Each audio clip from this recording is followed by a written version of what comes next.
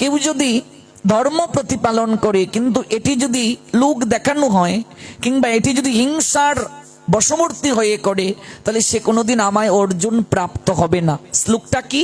অশ্রদ্ধা ধানা পুরুষা ধর্মস্য অশ্ব পরন্তপ অপ্রাপ্য মাম নিবর্তন্তে মৃত্যু সংসার বর্তনী। বাংলার কি? হে পরন্তপ, অর্জুনের একটা নাম পরন্তপ। পরন্তপ শব্দের অর্থ কি? শত্রু দমনকারী। হে পরন্তপ, ধর্ম প্রতিপালনে যাদের শ্রদ্ধা উদিত হয়নি তারা কোনোদিন আমায় প্রাপ্ত হবে না।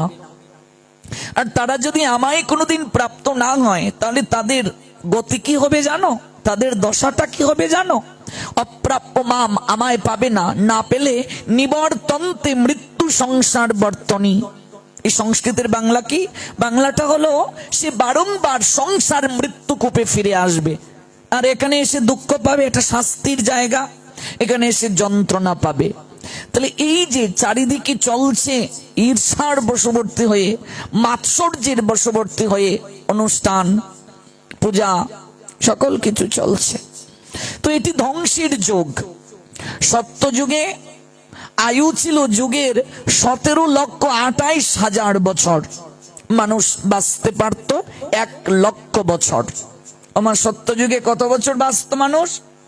1,00,000 বছর। সত্যযুগের পরে কোন যুগ এলো? ত্রেতা যুগ। তো ত্রেতা যুগে যুগের আয়ুষ্কাল কমে গেল 4,32,000 বছর। তো আপনি বিয়োগ করুন, 17,28,000 বিয়োগ 4,32,000, তো 17,28,000 থেকে 4,32,000 যদি বিয়োগ করা হয় কত হলো? 12,96,000 বছর। ওই ত্রেতা যুগের আয়ুষ্কাল ছিল 12,96,000 বছর, আর মানুষের আয়ু ছিল ত্রেতা যুগে 10,000 বছর। তারপরে এলো দাপর যুগ। দাপর যুগে আরো 4,32,000 কমে গেল যুগের আয়ু। তো 12,96,000 বিয়োগ 4,32,000 সমান 8,64,000। ত্রেতা যুগে মানুষ 10,000 বছর বাঁচত, আর দাপর যুগ যখন এলো তখন মানুষ বাঁচলো 1,000 বছর। মানুষের আয়ু কমছে না বাড়ছে? কমছে। যুগের আয়ু কমছে না বাড়ছে? কমছে, সব কমছে। সত্যযুগে ধর্ম 4টা পিলারের উপর, স্তম্ভের উপর দাঁড়িয়েছিল। 4টা স্তম্ভের উপর ধর্ম দাঁড়িয়েছিল, ফাউন্ডেশন ছিল 4টা পিলারের উপর: সত্য, দয়া, তপ, সূচি। এটা হলো সত্যযুগে 4টা পিলারের উপর, স্তম্ভের উপর এই ধর্মটা দাঁড়িয়েছিল। আর ত্রেতা যুগে এসে একটা পিলার ভেঙে গেল, দাপরে এসে আরেকটা পিলার ভেঙে গেল। কেমন? দাপরে অর্ধেক ধর্ম অর্ধেক অধর্ম, 2টা পিলার শেষ। তো 4টার মাঝে দাপরে 3টা শেষ। আর এই কলিযুগে, যে যুগে আমরা বাস করছি, কেমন? একটা পিলারের উপর ধর্ম দাঁড়িয়ে আছে বাবা, একটা পিলার। আর এই যুগের আয়ু আরো 4,32,000 কমে গেল। তো 8,64,000 বিয়োগ 4,32,000 সমান কলিযুগের আয়ু হলো 4,32,000। আর মানুষের আয়ু বলছেন দাপরে ছিল 1,000, আর কলিযুগে মানুষের নির্ধারিত আয়ু নাই। যে কোনো সময় মানুষ মরে যাবে। দাদুর আগে নাতি মরবে, মরছে কিনা? মায়ের আগেও মেয়ে মরে যেতে পারে। আমি আসন থেকে উঠতে পারবো কিনা নিশ্চয়তা নেই। আপনি বাড়ি ফিরে যেতে পারবেন কিনা তারও নিশ্চয়তা দিতে পারবেন না। এই যুগের নাম কালি। যে কোনো সময়ে মানুষ হবে বলি, যে কোনো সময় মরে যাবে। তবে মার্কেটে যে টিকিট বিক্রি হচ্ছে যাওয়ার 60-70, ওই 60-70 বছর বয়সেই টিকিট যাওয়ার বিক্রি হচ্ছে। আমাদের সিলেট অঞ্চলে এরকমই। তোমাদের ব্রাহ্মণবাড়িয়া কত গো? 60-70 এরকমই চলছে। হ্যাঁ, মার্কেটে যে টিকিট বিক্রি হচ্ছে 60-70। 90 উপরে খুব কম সংখ্যক। এখানে 80 উপরে কেউ আছেন? থাকলে একটু প্রণাম দেব। নেই। তাহলে 90-এর উপরে খুব কম সংখ্যককেই খুঁজে পাওয়া যায়। কেমন কাজে টিকিট 60-70-ই বিক্রি হচ্ছে। এই যুগের নাম কলি। কলি শব্দের অর্থ অফুটন্ত, অপ্রকাশিত। ভক্তি, জ্ঞান, বৈরাগ্য এই যুগে ঘুমন্ত অবস্থায় আছে, প্রকাশ হয় নাই। কলি বুঝেন তো? কলি, ফুলের কলি মানে কি? কখনো কি প্রকাশ থাকে? কলি মানে কি? বুঝে থাকা। কলি মানে অফুটন্ত, কলি মানে অপ্রকাশিত, কলি মানে অন্ধকার। তো এই কলিযুগ গিয়েছে মাত্র 5251 বছর। আয়ু কত? 4,32,000 বছর। এখনই যদি এই অবস্থা হয় বাবা, একবার ভাবুন তো যখন আরো বাড়বে সময় কি হবে।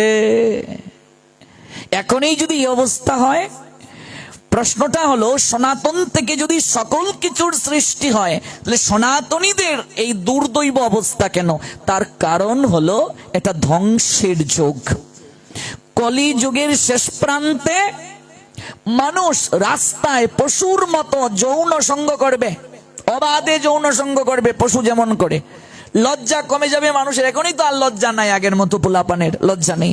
আগে যখন বিয়ের আলাপ আসতো লুকিয়ে থাকতো, ঠিক কিনা গো? আর এখন তো আগেই এসে বলছে আমার ওকে ভালো লেগেছে, আমি সারা জীবন নিয়ে খাবো, তুমি বলো আর কে? মাকে বলছে, বাবাকে ধমক দিয়ে বলছে। আর বিয়ের আগেই সব হয়ে যাচ্ছে, বিয়ের আগেই নাম রেখে ফেলে। হ্যাঁ, ফুলটুসির মা। কাকে ডাকছো? তোমার আর আমার যদি মেয়ে হয় নাম রাখবো ফুলটুসি। মানে বিয়েই করে নাই, বাচ্চার নাম সিলেক্ট হয়ে গেছে। তাহলে সব হয়ে যাচ্ছে। কেমন? তো কলির শেষ প্রান্তে মানুষ রাস্তাঘাটে পশুর মতো যৌন সঙ্গ করবে, একেবারে লজ্জা কমে যাবে। আর কি? মান্যতা থাকবে না, গুরুজনকে সম্মান করবে না। এখনই তো আমরা করছি না। আমি ছোটবেলা দেখেছি আমাদের অঞ্চলে যখন গ্রামে একটা সভা হতো, বয়োজ্যেষ্ঠদের ডাকা হতো, 3টা প্রক্রিয়ায় আসন দেয়া হতো। আমি দেখেছি চেয়ারে সবাই বসতো না, বয়োজ্যেষ্ঠ যারা গ্রামের মুরব্বী যারা তারা বসতেন। তারপর বেঞ্চ, বেঞ্চের পরে হচ্ছে পিড়ি। বুঝো মা? পিড়ি। আগে পিড়িতে বসেই এরকম খাওয়া দাওয়া হতো, এখন তো ডাইনিং টেবিল কত কিছু আমরা বের করেছি। ওই পিড়িতে বসতো সবাই, গিয়ে বেঞ্চে বসারও সাহস ছিল না। আমরা বয়োজ্যেষ্ঠদের সামনে বেঞ্চে বসারও সাহস পাই নাই। কিন্তু এখন ডিম থেকে ফুটেছে বাচ্চা, বয়োজ্যেষ্ঠ গ্রামের যিনি মুরব্বী তার সামনে পায়ের উপর পা তুলে চেয়ারে বসে। মানে গুরুজনের প্রতি সম্মান কমে যাবে কলিযুগে, মানামান্যতা থাকবে না, এবং আঘাতে ঘাট হবে, আপদে পথ হবে। বুঝলে? যা হওয়ার নয় তাই হবে। মানুষ ধর্ম থেকে ধীরে ধীরে সরে যাবে, ধর্মের আড়ম্বর হবে কিন্তু ধর্মের প্রকৃত তত্ত্বটা উপলব্ধি হবে না। মানুষ লক্ষ লক্ষ টাকা ধর্মের জন্য খরচ করবে, ডেকোরেশন হবে, মূর্তি হবে, লাইটিং হবে, ফাইটিং হবে। ফাইটিং বুঝেন তো? মানে কোন পূজার মণ্ডপ 1 নম্বর স্থান অধিকার করবে, এরকম ফাইটিং, যুদ্ধ চলবে।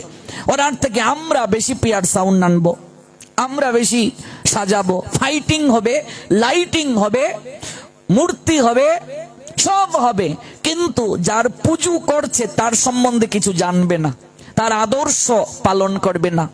যেমন দুর্গা পুজো হচ্ছে, অনেক লাইটিং, শুধু এরকম নিভছে জ্বলছে, নিভছে জ্বলছে। পূজার মণ্ডপে ঢুকলেন, নিভছে জ্বলছে, আর ঠিচে ঠিচে চলছে সারা দিন ব্যাপী, রাত ব্যাপী। কিন্তু যার পুজো, সেই মায়ের সম্বন্ধে কোনো আলোচনা নাই। যে মায়ের পূজা, দুর্গা পূজা, মা দুর্গার উপরে যদি 1.5-2 ঘন্টা আলোচনা থাকতো অন্যান্য অনুষ্ঠানের সঙ্গে, একটু হলেও মানুষ জানতো। কিন্তু মায়ের সম্বন্ধে কোনো আলোচনা নাই। কোনো ক্রমে পুষ্পাঞ্জলিটার সময় ডিজে বন্ধ রইল, পুষ্পাঞ্জলির পর আবার শুরু হলো।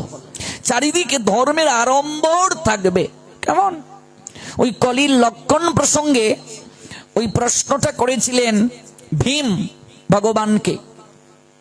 ভীম গিয়ে বলছেন যে বাসুদেব, আমি একটা কিম্বুত কিমাকার একটা লোকের নিকট থেকে একটা আমি প্রশ্ন শুনেছি, উত্তর দিতে পারিনি। বলছে প্রশ্নটা কি? বলছে প্রশ্নটা হলো, একটা ছোট রিং এর ভেতর দিয়ে, এরকম একটা রিং, বিশালকার একটা হাতি আসছে আর যাচ্ছে। বুঝতে পেরেছো মা? রিং বুঝো তো? রিং, ছোট একটা রিং এর, গোল রিং এর ভেতর দিয়ে একটা বিশালকার হাতি আসছে আর যাচ্ছে। হাতিটা চলে গেল দিব্যি, কিন্তু লেজটা আটকে গেল।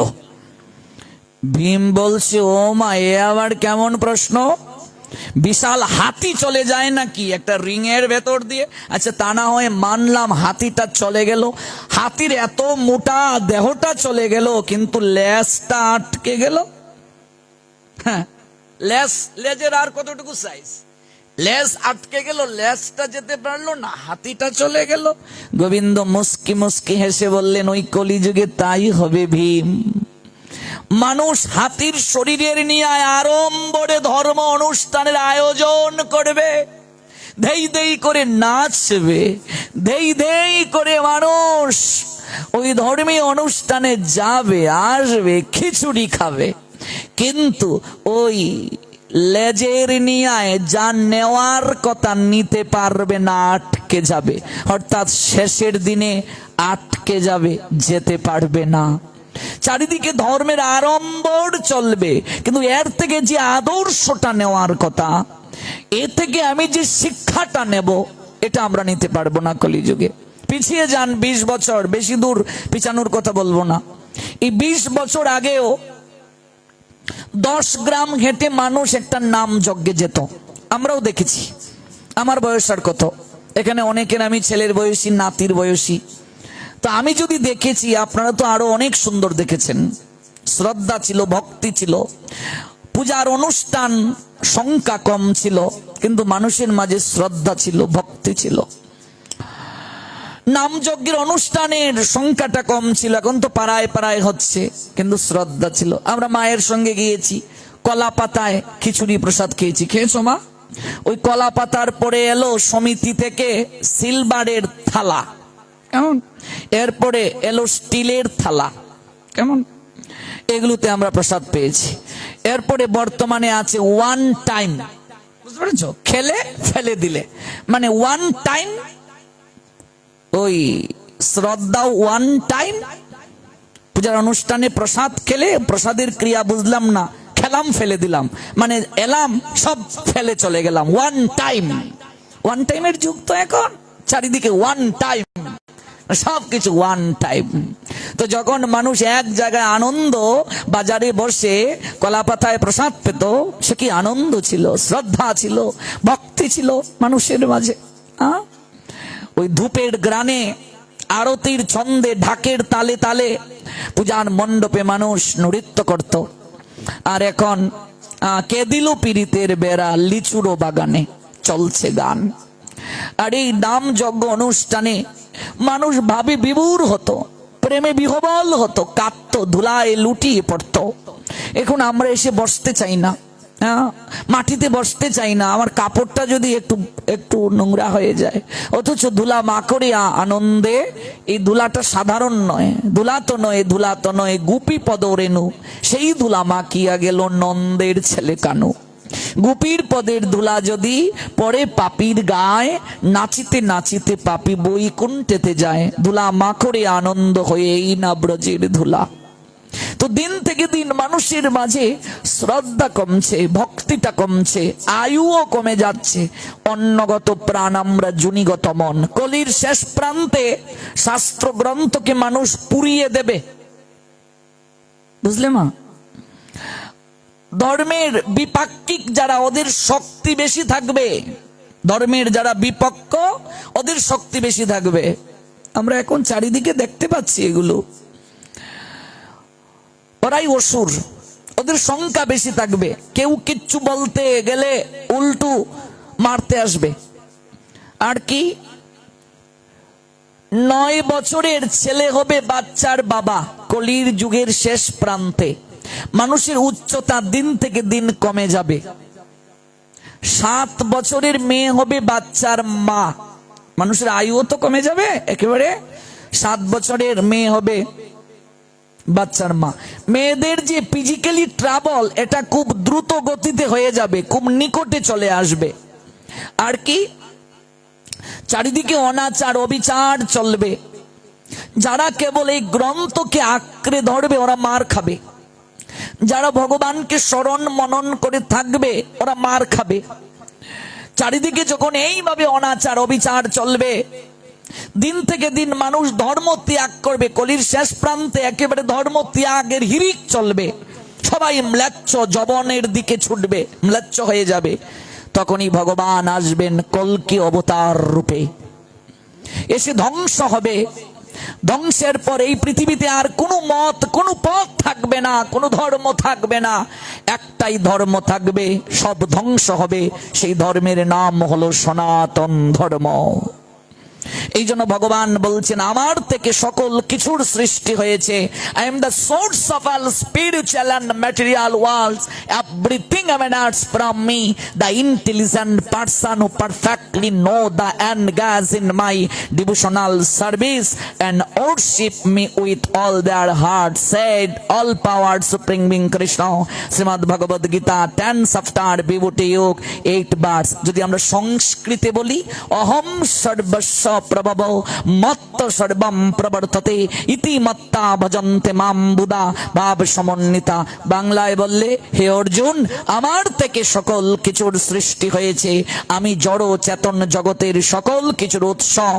যারা বুদ্ধিমান ব্যক্তি এই তত্ত্ব অবগত হয়ে তারা আমার চরণে শরণ নেবে, আমার আরাধনা করবে, আমাতে শ্রদ্ধা নিবেদন করবে, ভক্তি নিবেদন করবে।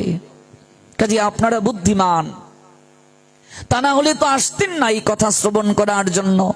তা না হলে তো সাধু সঙ্গে আপনাদের আসা হতো না, সাধু সঙ্গে কখনো রুচি হতো না, সাধু সঙ্গে কখনো মতি হতো না আপনাদের। জগতে সুধীর ভুক্তা ব্যতীত কখনো এই অপ্রাকৃত অমৃত গ্রহণের জন্য কেউ আসবে না। গীতার মঙ্গলাচরণটায় দেখবেন আছে, সর্ব উপনিষদ গাবো দুগ্ধা গোপাল নন্দন পার্থ বৎস সুধীর ভুক্তা দুগ্ধং গীতা অমৃতং মহৎ। সকল উপনিষদকে গাভীর সঙ্গে তুলনা করা হয়েছে। আচ্ছা বাবা, গাভী থাকলেই কি শুধু দুধ পাওয়া যাবে, না বাছুর থাকতে হবে? বাছুর না থাকলে তো দুধ পাওয়া যাবে না গো। তাহলে গাভী যদি সকল উপনিষদ হয়, বাছুরকে বলছেন পার্থ। পার্থ অর্জুন, অর্জুনের একটা নাম পার্থ। অর্জুনকে পার্থ নামে কেন ডাকা হয়? পৃথার পুত্র পার্থ। অর্জুনের মা কুন্তী, কুন্তীর প্রথম নাম ছিল পৃথা। শূরসেনের কন্যা ছিলেন কুন্তী। ওই শূরসেন কুন্তীকে পালক দিয়েছিলেন কুন্তিভুজ রাজার কাছে। কুন্তিভুজ রাজা শূরসেন বন্ধু ছিল। ওই কুন্তিভুজ শূরসেনকে প্রার্থনা নিবেদন করেছিল, বিবাহের এতটা দিন হলো আমি বাবা ডাক শুনতে পারিনি, আমি তোমার কাছে একটা ভিক্ষা চাইব বন্ধু। তোমার তো অনেক সন্তান আছে, তোমার স্ত্রী গর্ভবতী, এই সন্তানটা যদি বিধির আশিসে জগতের আলো দেখে, ওই সন্তানটা তুমি আমায় দান করে দেবে। ওই কুন্তিভুজ তার স্ত্রীর সঙ্গে পরামর্শ করে রাজি হলো। যথাসময়ে একটা কন্যার জন্ম হলো। ওই কন্যাটার নাম রাখা হলো পৃথা। ওই পৃথাকে যজ্ঞ করে সত্য ত্যাগ করে কুন্তিভুজ রাজার কাছে দান করা হলো। ওই পৃথার নাম পরবর্তীতে কুন্তিভুজ রাজা রাখলেন কুন্তী। তার নামানুসারে কুন্তিভুজের কন্যা, পালিত কন্যা পৃথা, নাম কুন্তী। এই জন্য পৃথার পুত্র পার্থ। অর্জুনকে সবচেয়ে পার্থ নামে ডাকতে ভগবান পছন্দ করেন, কারণ এখানে একটা কুটুম্বজাত সম্বন্ধ আছে। কৃষ্ণ আর কুন্তী হলেন পিসি ভাই ছেলে, একটা কুটুম্বজাত সম্বন্ধ আছে। যেহেতু কুন্তীর প্রথম নামটা পৃথা, তার বাবার আলোয়ে থাকতে পৃথা নাম ছিল, এই জন্য পৃথা নামে ডাকতে পছন্দ করেন। কুন্তিভুজ রাজাকে দান করার পর তার নাম কুন্তী হলো, কিন্তু প্রথম নামটা তো পৃথা, এই জন্য পৃথার পুত্র পার্থ। অর্জুনকে পার্থ নামে সম্বোধন করতে ভগবান বেশি পছন্দ করেন। পার্থ হলেন বাছুর। সর্ব উপনিষদ গাবো দুগ্ধা। তাহলে আমরা পেলাম গাভী, পেলাম বাছুর, পেলাম। এবার দুহন করবে কে গো? গাভী আছে, বাছুর আছে, কিন্তু দুহন কর্তা নাই, তাহলে সেই গাভীর স্তন থেকে দুধটা আপনি পাবেন কি করে? কে দুহন করবে? স্বয়ং গোবিন্দ হলেন দুহন কর্তা। ভগবান শ্রী গোবিন্দ তিনি দুহন কর্তা। সর্বোপনিষদ গাব দুগ্ধা গোপাল নন্দন, কেমন তিনি হলেন দুহন কর্তা। আপনি গাভী পেলেন, বাছুর পেলেন, দুহন কর্তা পেলেন। দুহন কর্তা ওই দুগ্ধটা দুহন করলেন, একটা পাত্রের মাঝে রাখলেন। কিন্তু এই পাত্রের যে দুগ্ধ রাখা হলো পাত্রের মাঝে, ওই দুগ্ধ যদি কেউ আস্বাদন না করে, দুগ্ধ যদি কেউ না খায়, তার শরীর কি পুষ্টি হবে? আপনি দুধটা এনে বাড়িতে রেখে দিলেন, আপনি খেলেন না, তাহলে কি শরীর পুষ্ট হবে? তাহলে এই দুধটা খাবে কে? বললেন পরে সুধীর ভোক্তা, জগতে সুধীজন যারা তারা খাবে। সুধীজন কারা? যারা উপলব্ধি করতে পেরেছে এই মনুষ্য জীবনের উদ্দেশ্য, যাদের গোবিন্দের প্রতি প্রীতি আছে, ভক্তি আছে। আপনারা যারা এসেছেন, আপনারা ভগবানকে ভালোবাসেন, নতুবা এই মাটির মাঝে বসে থাকতেন না। আপনাকে যদি কেউ বলে 500 টাকা দেবো 2 ঘন্টা বসে থাকো, কেউ থাকবে না বসে। যে চা বিস্কিট খাওয়াবো গো, 2 ঘন্টা বসে থাকো, আমাদের বাড়িতে কি চা বিস্কিটের অভাব? তোমাদের এখানে বসে থাকো চা বিস্কিট খাওয়ার জন্য 2 ঘন্টা। কিন্তু এখানে চা বিস্কিট দেয়া হচ্ছে না, এখানে কোনো কিছুই দেয়া হচ্ছে না, এরপরও বসে আছি কেন? কারণটা কি? তার কারণটা হলো আমরা ভগবানকে ভালোবাসি। এই জীবনের উদ্দেশ্য যে সাধু সঙ্গ করা, এটা আমরা বুঝতে পেরেছি। ভগবান ব্যতীত যে আমাদের শেষের দিনটা অন্ধকার, ভবের ঘাটে যে তিনি ব্যতীত পারের কর্ণধার মাঝি আর কেউ নাই, এটা আমরা উপলব্ধি করতে পেরেছি। এই জন্য আজ বসে আছি, একসাথে বসে আছি, নারী পুরুষ একসঙ্গে বসে আছে, কিন্তু কারো মনে খারাপ চিন্তা নাই, কারো মাঝে বিকার নাই। কারণটা কি?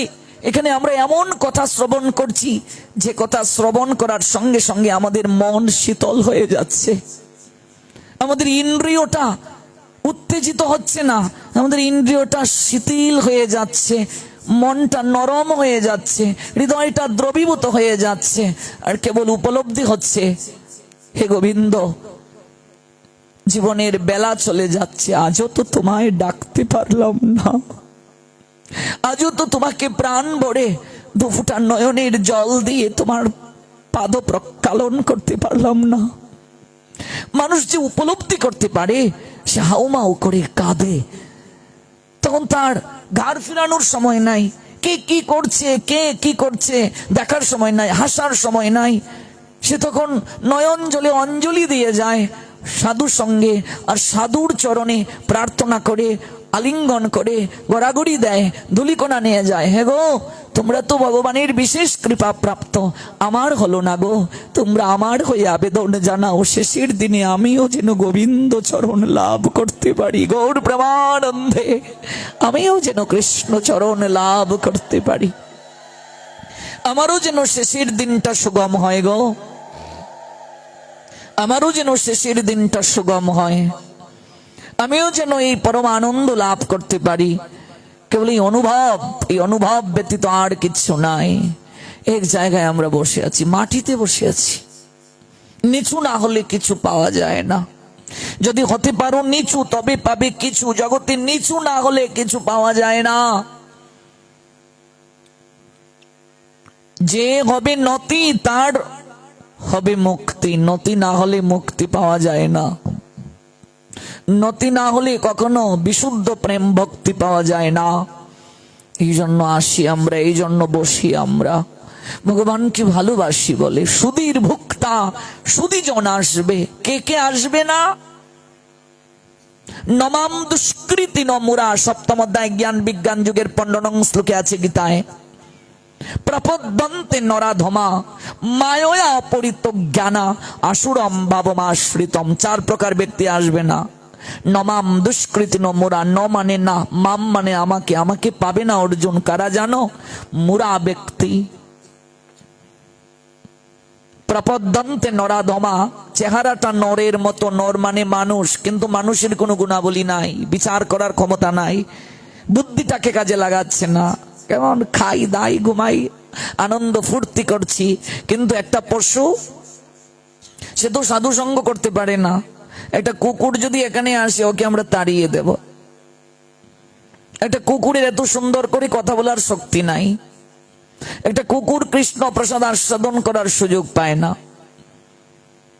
একটা মানুষ যদি সেও কৃষ্ণ প্রসাদ আস্বাদন না করে, সেও যদি হরি কথা না শুনে, সেও যদি হরিনাম করে একটু নৃত্য কীর্তন না করে, সাধু সঙ্গে না যায়, তাহলে সে কি করে নিজেকে মানুষ বলে দাবি করবে?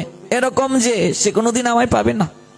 নমাম দুষ্কৃতিন মুরা প্রপদ্যন্তে নরাধমা, মায়া অপরিত জ্ঞানা, যাদের জ্ঞান মায়ার দ্বারা অপরিত হয়ে গেছে, মায়ায় মোহিত হয়ে শুধু বলছে আমার আমার আমার, আমার সংসার, আমার পুত্র, আমার কন্যা, সব আমার, সব আমার, সব আমার। ভগবান বলেন, সব যদি তোর হয়, তুই কার? তুই তো ল্যাংটা এসেছিলে, লজ্জা নিবারণের কাপড়টাও নিয়ে আসিস নি, আমি তোকে দিয়েছি সব কৃপা করে, আর বারবার শুধু আমার আমার আমার বলছিস। একটিবার আমার না বলে বল, এই সকল কিছুই তোমার গোবিন্দ, আমি কেবল দেখাশোনার দায়িত্ব পেয়েছি। একটিবার অন্তত এই কথাটা বল। ভগবান বলেন, কেন বলছি না? চেতনা লাভ হয় নাই। কোথায় গেলে চেতনা লাভ হবে? ওই সাধু সঙ্গে। ওই সাধু সঙ্গে গেলেই চেতনা লাভ হবে। মায়া অপরিত জ্ঞানা, মায়ার দ্বারা আমাদের জ্ঞান অপরিত হয়ে গেছে। অনেকের ঘর দেখবে ভোরবেলা শুরু হয়, তাদের ঘরে চিৎকার চেঁচামেচি করে, ঝগড়া করে, চা করো এই নিয়ে শুরু হয়। ব্যক্তি বিছানায় শুয়ে শুয়ে চা দিতে হয় কাউকে। আবার অনেকের ঘরে মঙ্গল আরতির মাধ্যমে দিনটা শুরু হয়, ঘন্টা বাজে, শঙ্খ বাজে, উলুধ্বনি হয়। আর অনেকের ঘর ঝগড়ার দ্বারা শুরু হয়। এরকম অনেক আছে গো, ঝগড়ার দ্বারা শুরু হয়। নবদ্বীপে এমন একটা ঘর, কুম্ভকার তিনি, অর্থাৎ মাটির তৈজসপত্র তৈরি করেন। তার স্ত্রী ধর্ম বিমুখ, এই নিয়ে ঝগড়া, ঘুম থেকে উঠেই ঝগড়া। ঝগড়া শুরু করে দেন তিনি স্বামীর সাথে। কেঁদে কেঁদে সেই গৃহকর্তা কুম্ভকার, কুম্ভকার মানে কুমোর, সে বলছে, হে ভগবান, জীবনে এমন একজনকে আমার সঙ্গে জড়িয়ে দিলে, সংসারে বিবাহ করার পর ঘরণী যখন আসে তাকে পত্নী বলে। পতিত অবস্থা থেকে উদ্ধার করার শক্তি থাকে একটা নারীর। স্বামীকে তার প্রীতি দ্বারা, আকর্ষণ শক্তি দ্বারা, যৌবন দ্বারা সে ভক্তি পথে আরো সহায়তা করবে। আর তুমি আমার জীবনে এমন একজনকে দিলে, সে তো ভগবানকে ভালোই বাসে না। আর ঝগড়া করে দিনটা শুরু হয়। দেখবেন সমাজে এমন অনেক পরিবারের স্ত্রী আছে, স্বামী একাদশী করে স্ত্রী করে না, আবার কারো কারো গৃহে স্ত্রী করে স্বামী করে না, আছে কি নেই মা? সন্তান করে না। কার্তিক মাস স্ত্রী করছে, স্বামীর জন্য রান্না করে দিতে হচ্ছে, সন্তানের জন্য রান্না করে দিতে হচ্ছে, একাদশীতে সন্তানের জন্য রান্না করে দিতে হচ্ছে। এরকম বহু পরিবার আছে। তাহলে পতিত অবস্থা থেকে যে উদ্ধার করার ক্ষমতা রাখে তাকে বলে পত্নী। নতুবা যে ধর্ম পালনে যে স্ত্রী বাধা দেয়, সে পত্নী নয়, পেতনি হয়ে যায়। পেতনি যদি একবার ঘাড়ে উঠে, সে আর নামতে চায় না। তুমি আমার জীবনে পত্নী না দিয়ে একটা ফেরতনি দিলে, পেতনি দিলে, আমার ঘাড়ে একটা পেতনিকে তুলে দিলে, আমার এই সকালটা শুরু হয় ঝগড়া দ্বারা। যেখানে মানুষ ইষ্ট নাম নেবে ঘুম থেকে উঠে, যেখানে সন্ধ্যা বেলা একটু সেজুতি দেবে তুলসীর তলে, অথচ ঝগড়া দ্বারা শুরু হয়। ভগবানের কোনো নাম কীর্তন পছন্দ করে না। কি দিলে তুমি? মনে রাখবে মা, সংসারে তুমি দুবেলা খাও, কিন্তু মনের মতো যদি সঙ্গী না পাও, ভজন সঙ্গী না পাও, এই মনুষ্য জীবন বিফলে চলে গেল রে মা। আজকাল বিবাহের সময় মানুষ এগুলো খুঁজে না, আগেই দেখে আমার মেয়ের জামাই সরকারি চাকরি করে, তো ব্যবসা আছে, তো এবার বয়স যদি বেশিও হয়ে যায় এই দিকে কোনো বিন্দু বিসর্গ বিচার নাই। ছেলেটার চরিত্র ভালো কিনা, একটু ভক্তি আছে কিনা, এই নিয়ে বিচার নাই। মেয়েটার ভক্তি আছে কিনা, ওকে যে আমি বৌমা করে গৃহলক্ষ্মী করে আমার ঘরে আনবো, একটু সেবা পূজা দিতে পারে কিনা, একটু গান কীর্তন করতে পারে কিনা, একটু ভগবানকে ভালোবাসে কিনা, এই নিয়ে এখন আর বিচার চলে না। কিন্তু বিবাহ সম্বন্ধ করার আগে এই বিষয়গুলো ভাবতে হয়, তা না হলে সন্তান হবে অসুর, আসরিক ভাব সম্পন্ন সন্তানের জন্ম হবে। আগেরকার সময়ে বয়োজ্যেষ্ঠরা এগুলো বিচার করতেন কনে দেখতে গিয়ে, বর দেখতে গিয়ে। এখন তো আর বর কনে দেখা লাগে না, বিয়ে হয়ে যায়। আগেরকার সময় এগুলো বিচার করা হতো যে মা উলুধ্বনি দিতে পারো, মা একটু ভগবানকে সেবা দাও তো, ও মা একটু কীর্তন করতে পারো তো, এগুলো বিচার করা হতো। আজকাল এগুলো আর বিচার হয় না। তাহলে পূর্ব জন্মের সৌভাগ্য ছাড়া, সুকৃতি ছাড়া কখনো উত্তম পতি পাওয়া যায় না, উত্তম পত্নী পাওয়া যায় না। এই যে শিব চতুর্দশী গেল, শিবের মাথায় শুধু জল ঢাললাম, ওই ডাবের জল আর দুধ দিতে দিতে শিবেরও হয়তো সর্দি এসে গেছে।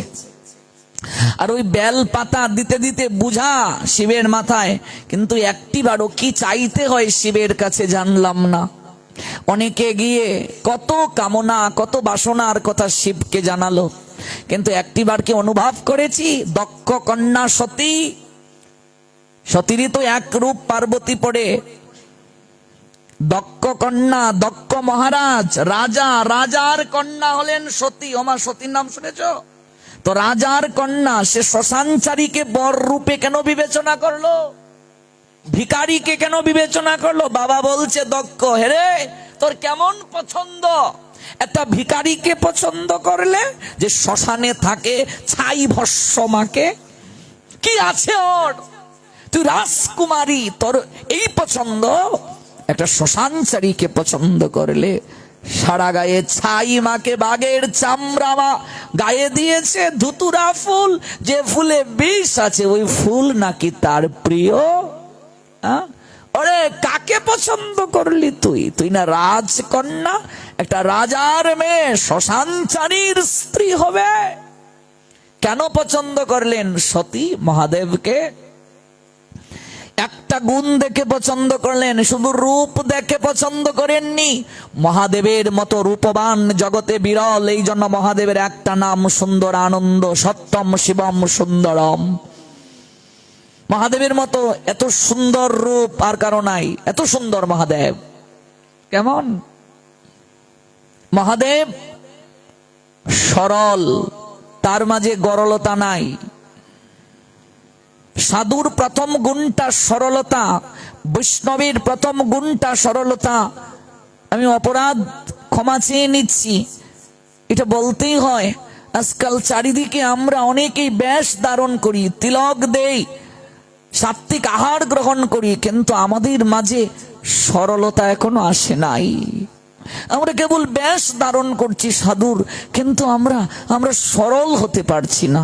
যতদিন পর্যন্ত আমি সরল হতে না পারবো, অন্যকে ভালোবাসতে না পারবো, আমার মনটা যতদিন পর্যন্ত সরল না হবে, ততদিন পর্যন্ত আমি বৈষ্ণব হতে পারবো না, সাধু হতে পারবো না। মহাদেবের মতো সরল জগতে বিরল গো। এত সরল, বৎসাসুর মহাদেবের প্রার্থনা করেছে যে আমায় এমন একটা বর দাও, আমি যার মাথায় হাত রাখবো সে ভস্ম হয়ে যাবে। মহাদেব একটিবারও বিচার করলেন না, আমি যদি এই বরটা দিয়ে দেই তাহলে কি হবে, পিছনে হবে কি, একটুও বিচার করলেন না। বললেন যাও তথাস্তু, দিয়ে দিলাম তোমাকে বর। এবার ভস্মাসুর বলছে, ও মহাদেব তুমি যে বর দিলে, বরটা কার্যকরী হচ্ছে কিনা একটু পরীক্ষা করা তো দরকার। আমি তোমার মাথায় হাতটা রেখে দেখি বর কার্যকরী হচ্ছে কিনা। আচ্ছা বলুন তো কি অবস্থা হলো? মহাদেব দৌড় শুরু করলেন। বলেন দৌড়াচ্ছ কেন? তুমি না বর দিলে, বর কার্যকরী কিনা একটু দেখতে হবে তো, দৌড়ছো কেন? এবার মহাদেব বর দিয়ে তিনি নিজেই দৌড়াচ্ছেন। আচ্ছা এত সরল কেউ জগতে হয়? দক্ষ প্রশ্ন করছেন, কেন তাকে ভালোবাসলে? আর কোনো কেউ ছিল না এই শ্মশানচারীকে? প্রথম কথাটাই বললেন, তিনি সরল, তার মাঝে কূট কৌশল নাই। মহাদেব দৌড়াচ্ছেন, অসুরও পিছনে দৌড়াচ্ছে, নিশ্চয়ই কোনো ভেজাল আছে, নতুবা তুমি দৌড়বে কেন? বর কার্যকরী কিনা তোমার মাথায় আমি হাত রেখে দেখবো। ভগবান শ্রীহরি হাসছেন, বলেন এত সরল হলে হয়? তাই তিনি মোহিনী রূপ ধারণ করলেন, একটা মেয়ের রূপ, অপূর্ব সুন্দরী মেয়ে। অসুরের সামনে এসে দাঁড়ালো, বলেন এই মোহিনী, আমায় তুমি প্রলুব্ধ করার চেষ্টা করিও না। আজকে আমি তোমার দিকে তাকাবো না, তোমার রূপ আমাকে আটকাতে পারবে না। আমি মহাদেবের পিছনে ছুটছি, তিনি আমায় বর দিয়েছেন, বর কার্যকরী হবে কিনা আমি তার মাথায় হাত রেখে পরখ করতে চাই, অর্থাৎ পরীক্ষা করতে চাই, তুমি আমায় বাধা দিও না। মোহিনী মুস্কি এসে বলল, যাও, তাতে আমি বাধা দেব না, কিন্তু একটা কথা শুনে যাও, তোমার মতো বোকা জগতে আর কেউ নাই। তো অসুর অনেক ক্ষমতাধর, তাকে যদি কেউ বোকা বলে লাগবে না তার গায়ে? সে পিছনে ফিরে তাকিয়ে বলল, মোহিনী আমায় বোকা কেন বললে? বলছে, বোকাকে বোকা বলবো না তো জ্ঞানী বলবো। ওরে বর কার্যকরী হচ্ছে না, এটা বুঝার জন্য মহাদেবের পিছনে দৌড়াতে হয়। ও শ্মশানচারী, ও শ্মশানে থাকে, ছাই মাকে, ওর পিছনে দৌড়াচ্ছ বরটা কার্যকরী হচ্ছে কিনা বুঝার জন্য। ওরে বোকা, বর ঠিক আছে কিনা, কাজ করছে কিনা, এটা বুঝতে গেলে মহাদেবের মাথায় হাত রাখতে হয়। তুমি তো নিজের মাথাতে হাত রেখেই দেখতে পারো বর ঠিক আছে কিনা। দেখো একটা নারীকে ভগবান কি মায়া দিয়ে সৃষ্টি করেছেন, কেমন মুস্কি এসে যখন এই সুন্দর রূপ আর মধুর কণ্ঠে বলল, অসুর বিচার করলো না যে আমার মাথায় হাত রাখলে আমি মরে যাব, এটা বিচার করে নাই। সে বলল, ঠিকই তো মোহিনী, তুমি তো ঠিকই বলেছো কথাটা, আমি তো বুঝতে পারিনি, আমি তো আমার মাথাতে হাত রেখে দেখতে পারি বরটা কার্যকরী হচ্ছে কিনা। এই জন্য মহাদেবের পিছনে দৌড়াতে হয়। যখন এই বর্ষাসুর নিজের মাথায় হাত রাখলো, বলো হরি হরি বল, তাহলে কত সরল দেখুন। বৈষ্ণবতার প্রথম গুণ সরলতা। সতী বললেন, আমি তাকে ভালোবেসেছি তার একটাই কারণ, তার রূপ দেখে নয়, আমি তাকে ভালোবেসেছি তার মতো তপস্বী জগতে আর কেউ নাই। তিনি পঞ্চ আননে হরিনাম করেন, এই জন্য মহাদেবের একটা নাম পঞ্চানন, 5 আনন যুক্ত। পঞ্চ আনন যার, তার নাম পঞ্চানন। পঞ্চমুখে হরিনাম গান ত্রিপুরারি। মহাদেব সতত তিনি ভগবানের দিব্য নামে ভুলে থাকেন, এই জন্য তার নাম ভোলানাথ। তিনি অল্পতেই সন্তুষ্ট, তার এত চাহিদা নাই, এই জন্য তিনি ঋষিকেশ, এই জন্য তিনি আশুতোষ। তিনি ইন্দ্রিয়কে দমন করতে পেরেছেন, এই জন্য ঋষিকেশ। তিনি অল্পতে তুষ্ট, এই জন্য তিনি আশুতোষ। তিনি ভগবানের দিব্য নামে ভুলে থাকেন, এই জন্য তিনি ভোলানাথ। তিনি পঞ্চমুখে হরিগুণ গান করেন, তিনি পঞ্চানন পিতাশ্রী। আমি একমাত্র তাকে জীবন সঙ্গী করে প্রাপ্তির জন্য আরাধনা করেছি, আমি তাকে জীবন সঙ্গী রূপে লাভ করতে চাই, কারণ তার মতো তপস্বী, তার মতো অল্পতে তুষ্ট চাহিদাহীন জগতে আমি আর কাউকে দেখি নাই, কাউকে দেখি নাই। এই যে জল ডাললাম, কি চাইলাম মা? খুব সহজে মহাদেব আমাদেরকে কৃষ্ণ ভক্তি দিতে পারেন, কৃষ্ণ প্রেম দিতে পারেন। তার কাছে যদি একবার কেউ কৃষ্ণ প্রেম, কৃষ্ণ ভক্তি মন থেকে চায়, ভিক্ষা চায়, খুব সহজে সে পরম বৈষ্ণব হয়ে যাবে। এটাই তো আসল চাওয়া, এটাই তো জীবনের সর্বোত্তম আবেদন। এই আবেদনটা জানানোই আমাদের একমাত্র উদ্দেশ্য। আমরা এই আবেদনটা জানাচ্ছি না গো। তাহলে দেখুন, সতী চাইলেন সাধককে, অর্থ চাইলেন না, বিত্ত চাইলেন না, বৈভব চাইলেন না, অথচ বিবাহের সময় আমরা কি খুঁজি? আমি যাকে বিয়ে করব সে ভক্তিতে এগিয়ে আছে কিনা, তার ভক্তি আছে কিনা, সে ভগবানকে ভালোবাসে কিনা। সংসারে যদি ভক্তিহীন কেউ থাকে, মাইকে একটু কমিয়ে দাও, সংসারে যদি প্রেমহীন কেউ থাকে, সংসারে যদি শ্রদ্ধাহীন কেউ থাকে, তাহলে সেই সংসার কখনো সুখকর হয় না রে মা।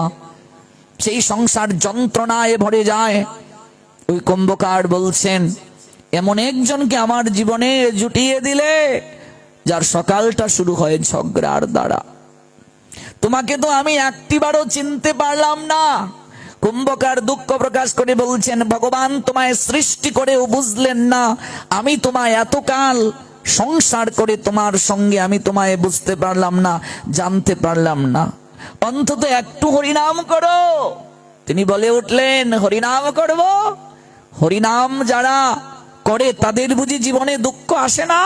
তাদের বুঝি জীবনে যন্ত্রণা আসে না? তাদের বুঝি কষ্ট আসে না? রোগ ব্যাধি আসে না শরীরে? কুম্ভকার বললেন, হে হরি, আমি কার সঙ্গে কথা বলি? শুনো, এই জগতে দুঃখ দূরীভূত করার জন্য কেউ হরিকে ডাকে না। হরিকে ডাকার মূল কারণ হলো হরির প্রতি অহৈতুকী প্রেম ভক্তিকে জাগ্রত করা। মনুষ্য জীবনের উদ্দেশ্যই হচ্ছে শ্রী হরি ভজন। তোমায় আমি একটা প্রশ্ন করি, হ্যাঁ গো, মনে করো বৃষ্টি হচ্ছে, তুমি যদি ছাতা নিয়ে বৃষ্টির দিনে বের হও, তোমার শরীরে কি বৃষ্টির জল পড়বে না? কুম্ভকারের স্ত্রী বলে উঠলেন, পড়বে, কিন্তু জলটা কম পড়বে, ঠিক কিনা? বৃষ্টি হচ্ছে মুষলধারে, আপনি ছাতা নিয়ে বের হলেন, বৃষ্টির জল আপনার গায়ে পড়বে কিনা? কম পড়বে, এই ছিটা ছাটা পড়বে। কিন্তু কেউ যদি ছাতা ব্যতীত, মানে ছাতা ছাড়া যদি বের হয়, তাহলে একেবারে ভিজে যাবে কিনা? কুম্ভকার বলে উঠলেন, যে সংসারে হরিনাম করে তারও বিপদ আসবে, কিন্তু বিপদটা কম আসবে। গৌর প্রেমানন্দে। হয়তো তাল হয়ে বিপদ আসার কথা, তিল হয়ে আসবে। বিপদ যে হবে না তা নয়, প্রারব্ধ কর্মফল ভোগ করতে হবে। আচার খেয়ে কোমরটা ভাঙ্গার কথা ছিল, আচার খাবে রে মা, কিন্তু কোমর ভাঙবে না, বুঝলে? কর্মফলে ছিল তোমার কোমরটা ভাঙ্গার, আচারটা খাবে। এবার তুমি আচারটাও খেলে, ও মা গো বললে কেবল, কিন্তু কোমর ভাঙবে না। কারণ তুমি যে ভগবানকে ডাকো, তুমি যে হরিকে ভজন করো, তোমার প্রারব্ধ কর্ম ছিল কোমরটা ভাঙ্গার, কিন্তু কোমরটা ভাঙলো না। এইরকম আমরা মাঝে মাঝে দেখবে বিভিন্ন ঘটনার সাক্ষী হই। আজ ভগবান সহায় ছিলেন, নতুবা আজকে যা হওয়ার হতো, অ্যাক্সিডেন্টটা হলো, ওই সামান্য একটু চোট লেগেছে, তেমন কিছু হয় নাই, ঠিক কিনা? ওই ভগবান কৃপা করে রক্ষা করেছেন। তোমার শোনে আর কি বলবো? তাই চলো, ওই ঝুড়িটা নিয়ে চলো, আমি কুদালটা হাতে নিলাম, মাটি কেটে আনতে হবে, তারপর আবার ওই হাড়ি পাতিল তৈরি করতে হবে, বাজারে এগুলো বিক্রি করতে হবে, তারপরে একটু চাল ডাল আনতে হবে। এবার চলো, তোমার এই তত্ত্ব কথা পড়ে হবে। কুম্ভকার কুদালটা হাতে নিয়ে আর তার স্ত্রী এরকম ঝুড়ি হাতে নিয়ে চললেন, মাটি আনবেন, এনে তারপরে এই তৈজসপত্র তৈরি করবেন। ওই কুম্ভকার মাটির এক ঢিবিতে যখন কুদালটা মারলেন, কিন্তু তিনি জানতেন না, ওই কুদাল মারার সঙ্গে সঙ্গে দেখলেন সেখান থেকে রক্তের ধারা প্রবাহিত হচ্ছে। রুধির, রুধির শব্দের অর্থ রক্ত, রক্ত একেবারে প্রবাহিত হচ্ছে। কি ব্যাপার, এত রক্ত কোথা থেকে এলো? ওই মাটির নিচে একজন সাধক সাধনা করতেন, একজন যোগী, যিনি সাধনায় সিদ্ধি প্রাপ্ত, যার কারণে তিনি যে সাধনা করছেন, ওই মাটির নিচে কেউ যেন তাকে বিরক্ত না করে। সাধনায় সিদ্ধি প্রাপ্ত যিনি, তিনি তার সাধনার শক্তিতে অনেক কিছু করতে পারেন। তিনি ওই জায়গায় বসে সাধনা করছিলেন, আর ওই কুম্ভকার যখন কুদালটা মারলেন, তার ওই গলার মাঝে কিছুটা অংশ গিয়ে লেগে গেল, সেখান থেকে রক্ত ঝরছে। কে রে, তুই আমায় কুদাল মারলি? ওরে সব জায়গায় কেবল হাহাকার, গুলমাল, কোলাহল, তাই নীরবে নিবৃতে এখানে আমি একটু ভগবানকে ডাকছিলাম, সাধনা করছিলাম, আর ওই জায়গাতেও তুই এসে আমায় ব্যাঘাত ঘটালি রে। কে তুই? কুম্ভকার অবাক হয়ে গেল। রক্তের ধারা বইছে, সঙ্গে সঙ্গে কুম্ভকার লুটিয়ে পড়ল চরণে, কারণ তিনি তো সাধু। এই কি করলাম আমি? আমি আপনাকে চিনতে পারিনি, আমি আপনাকে দেখিনি, আমি কোদালটা মেরে দিয়েছি, রক্তের ধারা বইছে। হে বৈষ্ণব ঠাকুর, হে মহাত্মন, হে সাধক মহোদয়, জগতের সবচেয়ে বড় অপরাধ হলো সাধু চরণে অপরাধ, ভক্ত চরণে অপরাধ, বৈষ্ণব চরণে অপরাধ। বৈষ্ণবেতে হয় যদি কোটি কোটি ভজনেতে পড়ে যায় বাদ। বৈষ্ণব দেখিয়া যে নানুয়ায় মুন্ড, সেই মুন্ড পড়ে গিয়া নরকের কুণ্ড। মারে, ভক্তি জীবনটা একটা ফুলের বাগানের ন্যায়, আর বৈষ্ণব চরণে অপরাধ পাগলা হাতির ন্যায়। কেউ যদি বৈষ্ণব চরণে অপরাধ করে, সাধু চরণে অপরাধ করে, ওই অপরাধ রূপ পাগলা হাতি ওই ভক্তি কাননের সকল বৃক্ষকে উৎপাটন করে, মূল উৎপাটন করে। মূল উৎপাটন হয়ে গেছে, গাছ কি বেঁচে থাকবে? এই জন্য সাধু চরণে যেন আমরা অপরাধ না করি, গুরু চরণে আমরা যেন অপরাধ না করি, ভক্ত চরণে আমরা যেন অপরাধ না করি। গোবিন্দ কহেন মম বৈষ্ণব পরাণ। জগতে তিনজনের কখনো বিনাশ নেই রে মা, গীতায় আছে লেখা। প্রথম জন ভগবান, তার কখনো বিনাশ নাই। ভগবান বিনাশহীন, তার বিনাশ নাই। তিনি ছিলেন, তিনি আছেন, তিনি থাকবেন। তিনি হলেন সকল কিছুর মূলাধার। তার থেকে জগতে সকল কিছুর সৃজন হয়েছে, তার থেকে জগতে আপনার কেউ নাই। তিনি তো আমাদের আভার পাঞ্জেরি, তিনি তো জগৎ সংসারে একমাত্র রক্ষাকর্তা, পতিত পাবন দীনবন্ধু তিনি। এই জন্য তিনি বললেন, ন শত বিদ্যতে ভাব, ন ভাব বিদ্যতে শত, উভয় অপি দৃষ্ট অন্তত অনয় তত্ত্বদর্শিবি। অনিত্য জড় বস্তুর যেমন স্থায়িত্ব নাই, কিন্তু নিত্য বস্তুর কখনো বিনাশ নাই। তাহলে ভগবান নিত্য, তার কখনো বিনাশ নাই, কোনোদিন তার বিনাশ হবে না। তাহলে ভগবানের কখনো বিনাশ নাই। বিজম্মাম সর্বভূতানাম বিদ্ধি পার্থ সনাতনম, বুদ্ধির বুদ্ধিমতামস্মি, তেজস তেজস্বী নামহম। সপ্তম অধ্যায় জ্ঞান বিজ্ঞান যোগ শ্রীমদ্ ভগবদ গীতার 10 নং শ্লোকে আছে। ভগবান বলছেন, পার্থ, আমি সর্বভূতের সনাতন, আমি বুদ্ধিমানের বুদ্ধি, আমি তেজস্বীদের তেজ, আমার বিনাশ নাই। তাহলে ভগবানের বিনাশ নাই। আর কার বিনাশ নাই? ভক্তি কখনো বিনাশ হয় না।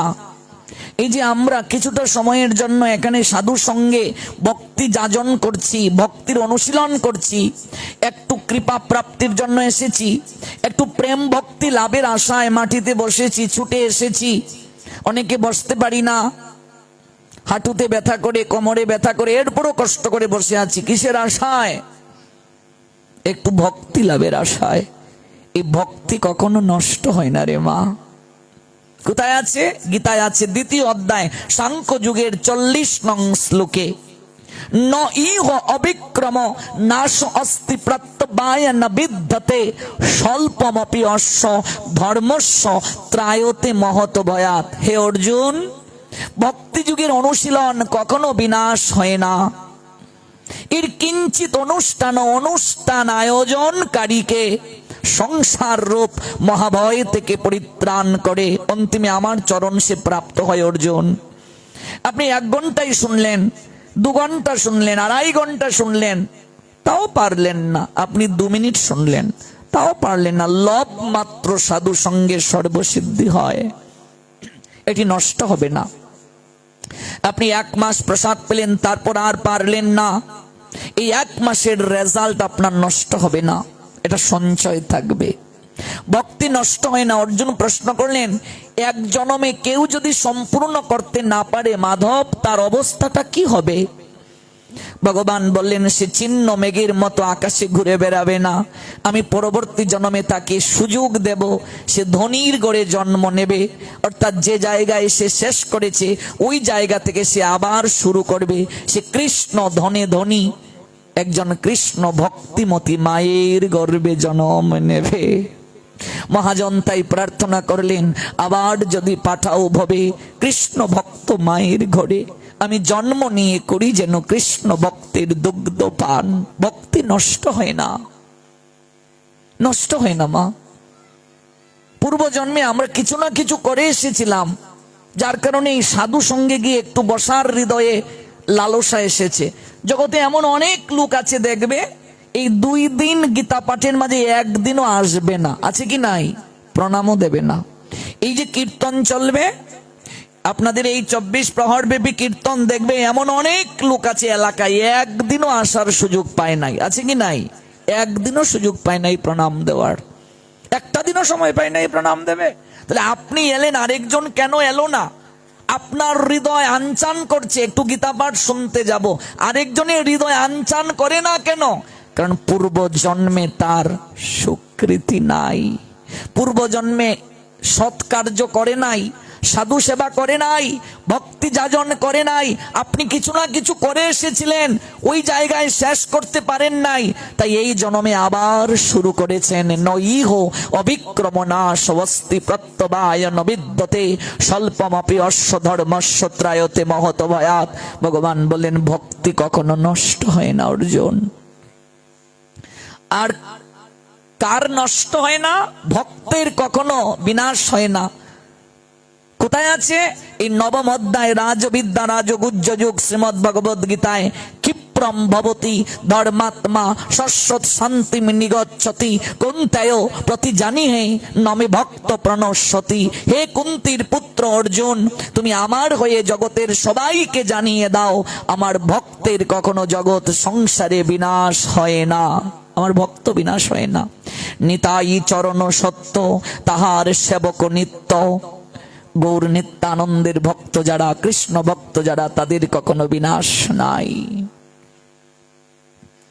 এই জন্য কুম্ভকার জানেন সাধু চরণে অপরাধ করলে সব নষ্ট হয়ে যায়। অজান্তে তিনি কুদাল মেরে দিয়েছেন, চরণে লুটিয়ে পড়ে কাঁদছেন, হে বৈষ্ণব ঠাকুর, আমি তো জানি না, দেখিনি আপনি এই জায়গায় সাধনা করছিলেন, আমি অজান্তে আপনার এই ঘাড়ের মাঝে, এই গলের মাঝে আমি কুদাল দিয়ে ঘা দিয়ে দিয়েছি, আপনি আমায় কৃপা করে ক্ষমা করে দিন। কাঁদছেন তিনি। এই চোখের জল মুছে ফেল, তুই অজান্তেই কাজ করেছিস, আমি কোনো অপরাধ নেইনি রে।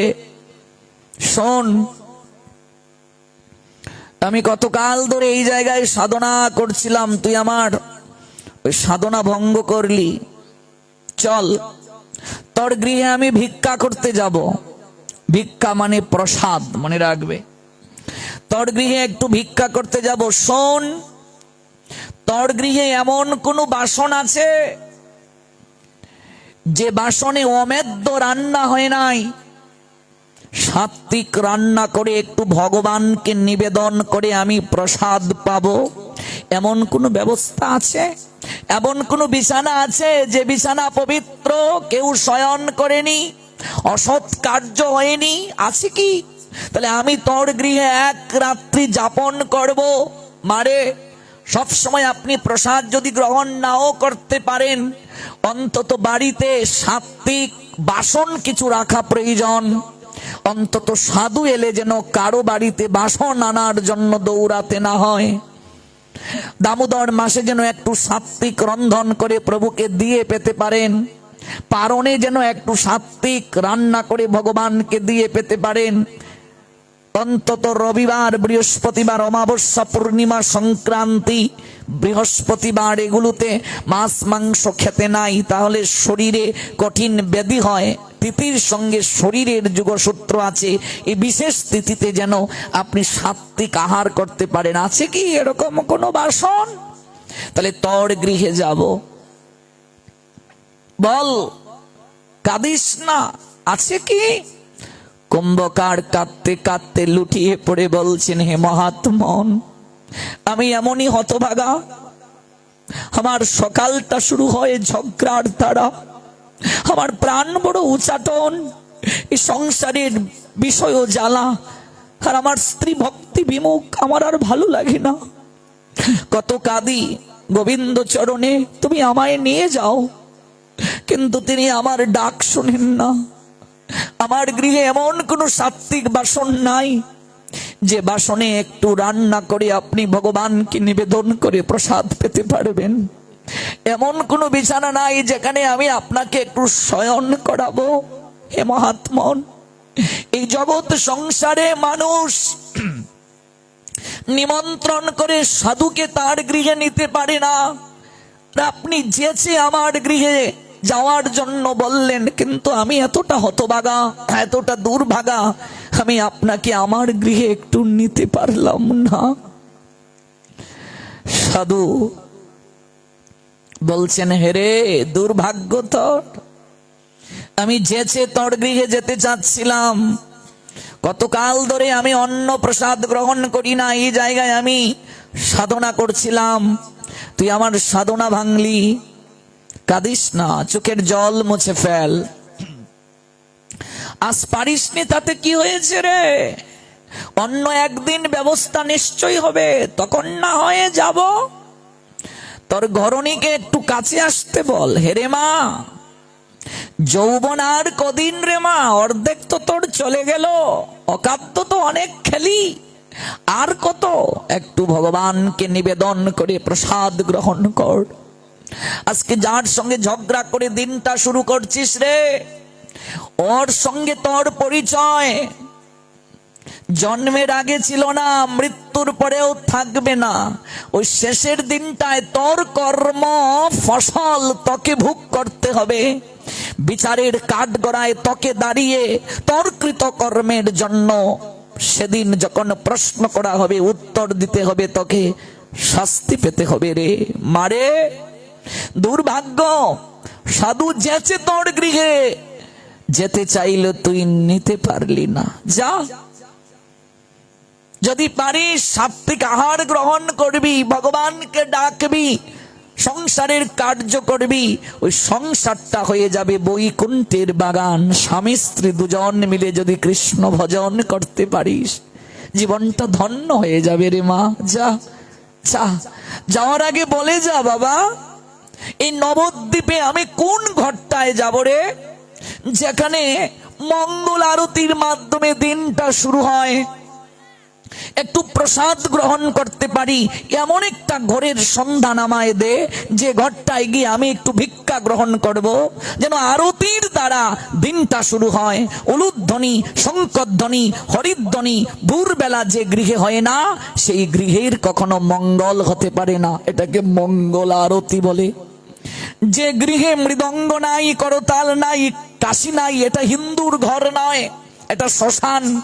যে গৃহে সাধুর পদচারণা নাই, যে গৃহে সন্ধ্যাবেলা উলুধ্বনি হয় না, তুলসীর তলে প্রদীপ জ্বলে না, সন্ধ্যাবাতি হয় না, সেটা সনাতনী হিন্দুর বাড়ি হতে পারে না, এটা শ্মশান তুল্য। যা, অন্তত 3 বেলা একটু আরতি করবি, আর একটা গৃহের সন্ধান দিয়ে যা। কুম্ভকার বললেন, একটা গৃহের সন্ধান আপনাকে দিচ্ছি। তিনি হলেন পুরুষোত্তম দাস। ওই সুখ সাগরে তার শ্রীপাঠ নবদ্বীপের মঙ্গল আরতির দ্বারা তার গৃহের দিন শুরু হয়। ভগবানকে নিবেদন করে তিনি প্রসাদ গ্রহণ করেন, অতিথি বৎসল, অতিথি সেবা করেন। আপনি সেই গৃহে গিয়ে ভিক্ষা গ্রহণ করতে পারবেন। কোদালটা কাঁদেনি, একদিন আর মাটি নিল না, কাঁদতে কাঁদতে চলে গেল। কুম্ভকারীর ঘরণী, তিনিও পিছনে পিছনে গেলেন, কিন্তু আজ তার মনটা নরম হয়ে গেল। বাড়িতে যখন গেল সন্ধ্যাবেলা, হে গো কি হয়েছে তোমার? স্ত্রীকে বলছেন, কোনো কথা যে বলছো না। ওই কুম্ভকারের ঘরণী তার স্বামীর কাছে এসে চরণের পাশে বসলো। হে গো, সারাটা দিন তোমার সঙ্গে আমার ঝগড়া করে কাটে, কিন্তু জানি না আজ আমার কি হলো। ওগো, ওই সাধুর দিকে যখন আমি তাকালাম, উনি যখন আমার দিকে দৃষ্টি দিলেন, তখন কেন জানি আমার মনটা বড় নির্মল হয়ে গেল গো। শাস্ত্র বলছেন, সাধুর দর্শনে যায় মনের ময়লা, পরশে হয় প্রেম তরঙ্গ। সাধুর মাঝে সাধনার এত শক্তি আছে বাবা, তার কৃপা দৃষ্টি যদি কারো উপর পড়ে, অসাধু সে, যার হৃদয়ে মরুভূমির ন্যায়, তার হৃদয়টাও একটু গলে যায়, একটু দ্রবীভূত হয়ে যায়। ওগো জানো, উনি যখন আমার দিকে তাকালেন, আমার কেন জানি হৃদয়টা বড় নির্মল হয়ে গেল। বিশ্বাস করো, আমার শুধু কান্না পাচ্ছে, চোখ বেয়ে জর জর করে জল ঝরছে। ওনার একটা কথা আমার হৃদয়টাকে বড় আঘাত দিচ্ছে। মারে, তোর জীবনের অর্ধেক বেলা চলে গেল, এই যৌবন আর চিরকাল থাকবে না রে মা। একটা দিন তোকে বিচারের কাঠগড়ায় দাঁড়াতে হবে, সেদিন তুই কি জবাব দেবে? মরণ যেদিন আসবে তোমার দুয়ারের দ্বারে, সেদিন তুমি কি ধন দেবে তারে? মৃত্যু যেদিন তোমায় নিতে আসবে, সেদিন তুমি তাকে কি কোনো অজুহাত দিতে পারবে যে এখনো প্রস্তুতি নিতে পারি নাই, ছেলেটার বিয়ে হয় নাই, মেয়েটাকে বিয়ে দিতে পারি নাই, একটু সময় দাও, আর কদিন পরে যাব? না, সেদিন তো আর এই অজুহাত দিয়ে থাকা যাবে না। মরণ যেদিন আসবে তোমার দুয়ারের দ্বারে, সেদিন তুমি কি ধন দেবে তারে? ওগো, আমার আজ সারাটা সময় এই চিন্তাটা হচ্ছে, যতক্ষণ আমি ওই ঝুড়িটা আমি কাঁধে নিয়ে হাঁটলাম, একটা কথা আমার মনে হলো, জীবনের আমি অর্ধেক সময় কাটিয়ে দিলাম, আজও তো আমি গৌর গোবিন্দের নাম নিতে পারলাম না। তোমার সঙ্গে ঝগড়া করে কাটালাম, তুমি ভক্তি যাজন করতে চাও, তোমাকে আমি বাধা দিলাম। আজ আমার মন কেমন জানি নির্মল হয়ে গেল। আমি আমার জীবনে একটা দিনও নয়ন নীরে কোনোদিন কৃষ্ণকে ডাকতে পারিনি গো, কোনোদিন আমি গোবিন্দকে ডাকতে পারিনি গো। আমার শেষের দিনটা কেমন হবে আমি আজ ভাবছি। ওগো, আমি তো কোনোদিন ঠাকুর গড়ে বসিনি গো, আমি তো কোনোদিন তাকে প্রাণ ভরে ডাকিনি গো, আমি তো কোনোদিন নয়ন জলে তাকে প্রেমাঞ্জলি দেইনি গো, ভক্তি অঞ্জলি দেইনি গো। আমি জানি না আমার শেষের দিনটা কেমন হবে। জগতে কতজনকে দেখেছি রে মা, বিছানায় পড়ে ছটফট করে। আমি একটা জায়গায় গিয়েছিলাম, এক শাশুড়ি বিছানায় পড়ে আছেন, তার বৌমা আমাকে বলছে, ও বাবা, একটিবার আমাদের একটু গৃহে চলুন না, একটু গৃহে চলুন। ও মা, ঘরের ভেতরে ঢুকে এত গন্ধ রে মা, আমি ওই উত্তরে দিয়ে নাকটা এরকম চেপে ধরলাম, ভাবলাম এত গন্ধ কোথা থেকে আসে। রুম স্প্রে দিচ্ছে বুঝলে, গন্ধ দূর করার জন্য। গিয়ে দেখি ওর শাশুড়ি বিছানার মাঝে পড়া। ও মা, কাঁঠাল বাংলে বড় বড় মাছি বসতে দেখেছ? শরীর পচে গেছে, গা হয়ে গেছে, ওই বড় বড় মাছি বসে ভন ভন করছে। আমি ওনার দিকে তাকিয়ে এত কান্না পেল আমার রে মা, বুঝাতে পারবো না।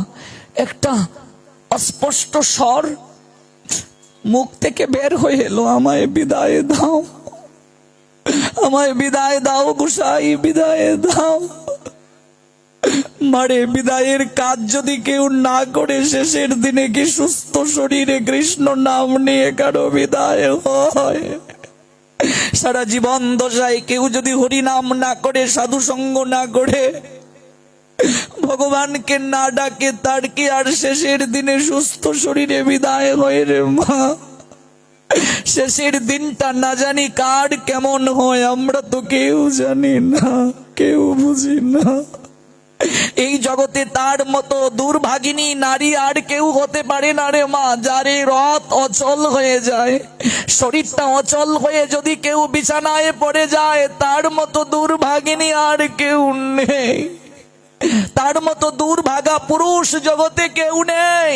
যার শরীর অচল হয়ে বিছানায় পড়ে যায়, কদিন টানবে তোমার পুত্র পুত্রবধূ? একেশ পাকিবে, দন্ত নড়িবে, সম্বল হবে তোমার লাঠি, পুত্র পরিজন সকলে বলিবে, এই জঞ্জাল মরলেই বাঁচি। যে আদরের ছেলেটাকে না খাইয়ে খাও না, রাস্তার দিকে তাকিয়ে থাকো কখন তোমার ছেলেটা আসবে, তার মুখে আহার তুলে দিয়ে তারপর তুমি আহার গ্রহণ করবে। ওই ছেলেটাও সেদিন বলবে, জঞ্জাল মরে না কেন, মরলেই বাঁচি। তাই সুস্থ শরীরে ভগবানের নাম নিয়ে জগৎ থেকে যে যেতে পারে তার মতো সৌভাগ্যবতী আর সৌভাগ্যবান আর কেউ হতে পারে না। গীতা চরণে, ভাগবত চরণে, গৌর গোবিন্দ চরণে কেঁদে কেঁদে প্রার্থনা জানিয়ে যাও মা, যেন শেষের দিনে প্রভুর নাম নিয়ে সুস্থ শরীরে আমরা যেতে পারি গৌর প্রেমানন্দে, যেন তার নাম নিয়ে জগৎ থেকে যেতে পারি, সুস্থ শরীরে যেন প্রভুর নাম নিয়ে জগৎ থেকে যেতে পারি। এই জন্য অভ্যাস করতে হবে, প্রতিদিন হরিনাম করতে হবে, জপমালায় হরিনাম, সকাল দুপুর সন্ধ্যা 3 বেলা ভগবানকে প্রণাম দাও। অন্তত আর কিছু পারো না, ঠাকুরকে প্রণাম দাও, প্রণাম দিয়ে বলো আমি তো শক্তিহীন প্রভু, আমি তো ভক্তিহীন প্রভু, আমি তো শাস্ত্র জানি না, বুদ্ধি নাই, তোমাকে ডাকার মতো যোগ্যতা নাই, কেবল দুফুটা নয়নের জল তোমার চরণে প্রেমাঞ্জলি দিলাম, আমি তো আর কিচ্ছু জানি না, তুমি আমার সব অপরাধ ক্ষমা করে দাও। জনম মরণ চাই না গো আর, পদে শরণ নিলাম, বৃন্দাবনের পথে পথে কবে গাইব রাধা নাম। কবে এই জনম মরণ খেলা দূর হবে প্রভু? কখনো মানুষ করে জগতে পাঠাচ্ছ, কখনো কৃমিকীট, কখনো বৃক্ষলতা গুল্ম, এই যে 84 লক্ষ জুড়িতে বারবার পরিভ্রমণ করছো, আমার আর এই জনম মরণ খেলা ভালো লাগে না, আমি আর আসতে চাই না এই যন্ত্রণার সংসারে। নিত্য আনন্দ নিকেতন তোমার সৎ চিৎ ধামে অনন্তকালের জন্য আমাকে সেবার সুযোগ দিয়ে দাও। এই যে প্রার্থনা, এই প্রার্থনা জানিয়ে যাও, দেখবে জীবন ধন্য হয়ে যাবে। যৌবন চিরকাল থাকবে না রে মা, ভক্তি যে শরীরে শক্তি থাকতে করতে হয়। বিশ্বাস করুন, আমার সেদিন এত কান্না পেয়েছিল, উত্তরীয়টা নাকে চেপে ধরেছিলাম, আর মনে মনে আমার চিন্তা হয়েছিল, ঠাকুর আজকে এই জেলায় দৌড়াচ্ছি, কালকে ওই জেলায়, কত প্রোগ্রাম, জানি না আমার শেষের দিনটা কেমন হয়, আমি তো জানি না। তোমার নাম নিচ্ছি, কতটা নিষ্ঠাভাবে নিতে পারছি, কতটা শুদ্ধভাবে তোমায় ডাকতে পারছি, কতটা ভক্তি ভরে তোমায় স্মরণ করতে পারছি তা তো জানি না ঠাকুর। হরি দিদা হলো পার করো আমারে। ছোটবেলা আমার বাবাকে দেখতাম গুনগুনিয়ে সন্ধ্যাবেলা বাবা এই গানটা গাইতেন। আমাদের বাড়িতে বাসন্তী মন্দির আছে, 2টা গান বাবা গাইতেন, মাগো আনন্দময়ী নিরানন্দ করো না, এই গানটা গাইতেন। আর হরি দিন তো গেল, সন্ধ্যা হলো পার করো আমারে। তো গাইতে গাইতে একদিন বাবা বলছেন, আমি আগে এসে ঘাটে রইলাম বসে, সে যে পিছে এসে আগে গেল, আমি রইলাম বসে। আমি বললাম, ও বাবা, নৌকা ঘাটে যে আগে যায় সে তো আগে পার হয়, তো পিছের মানুষ আগে পার হয়ে যায়, আগের মানুষ গিয়ে ঘাটে বসে থাকে, এটা কেমন গুদারা গো? আমরা সিলেটি ভাষায় বলি গুদারা, জানি না আপনারা কি বলেন। গুদারা পার হওয়া মানে নদী পার হওয়া, ওই যে খেয়াপাড়া পার। তো আগের মানুষ ঘাটে গেলে তো আগে পার হবে নৌকায় উঠে, কিন্তু শেষের মানুষ আগে গেল, আমি রইলাম বসে, এটা কেমন কথা? বাবা বলেছিলেন, রে জানিস না বাবা, এটা এই জগতের কোনো খেয়া ঘাট না, এটা ভব নদীর ঘাট। এখানে বয়সে বড় হলেই যে তুমি আগে পার হয়ে যাবে তা নয়। কত কাঙ্গাল, কত পতিত, কত পামর পরে এসে ভজন করিয়াছে বলে ওরা ওই গোবিন্দের চরণ তরিতে উঠে পার হয়ে গেল। আর কত অহংকারী ভজন বিমুখ ব্যক্তি, ভক্তিহীন বিমুখ ব্যক্তি, সাধু সঙ্গ যে করে না, নামের করি, কৃষ্ণ নাম করি, প্রেম করি যার নাই, ও বয়সে বড় কিন্তু ও ঘাটে গিয়ে পড়ে থাকবে। আর কেউ বয়সে ছোট হলেও আগে চলে যাবে, নামের করি যদি থাকে, যদি কাঙ্গাল হতে পারে, দীন হতে পারে, শরণাগতি যদি থাকে গৌর গোবিন্দ চরণে, গুরু চরণে, কারণ সকল কিছুই তো পড়ে থাকবে মা এই অসার সংসারে, শরীরটাও পড়ে থাকবে। ওই চিন্ময় শরীর আত্মা সারা জীবনের কর্ম ফসল নিয়ে ওই ভবের ঘাটে গিয়ে দাঁড়াবে। ওই জায়গায় গিয়ে দাঁড়াবে। সেদিন গুরুদেব হাতটা ধরে গোবিন্দের ওই চরণ তরিতে তুলে দেবে। যার জীবনে গুরু নিষ্ঠা যত গভীর, গুরুদেবের সনে সম্বন্ধ আছে, গৌর গোবিন্দের সনে সম্বন্ধ আছে, তার শেষের দিনটা সুগম হয়ে যাবে। যত সাধু সঙ্গ করবে মা, তত চেতনা লাভ হবে। যত নয়ন জলে গোবিন্দকে প্রার্থনা জানাবে, ওই শেষের দিনের রাস্তা ধুয়ে মুছে পরিষ্কার হয়ে যাবে। আমরা পিতা মরলে কাঁদতে পারি, মাতা মরলে কাঁদতে পারি, বন্ধুর বিরহে কাঁদি, ভালোবাসি যাকে সে ছেড়ে চলে গেল তার জন্য কাঁদি। কিন্তু জগতে কৃষ্ণ বলে কান্না করার লোকের বড় অভাব। হরি বলে নয়নে জল আসে না, কৃষ্ণ বলে নয়নে জল আসে না। লক্ষ জনমের ময়লা জমে জমে এই হৃদয় পাষাণ হয়ে গেছে, পাথরের মতো শক্ত হয়ে আছে, যার কারণে কৃষ্ণ বলে নয়ন নীরে বাসি না। বহুকাল করে যদি শ্রবণ কীর্তন, তথাপি নয়নে যদি প্রেমাশ্রুধার আসে না, বুঝতে হবে ওই নামে, ওই সাধু সঙ্গ করার মাঝে অপরাধ রয়েছে, বহু জন্মের অপরাধ। ওই অপরাধ রূপ পাষাণ হৃদয়ে দ্রবীভূত হচ্ছে না।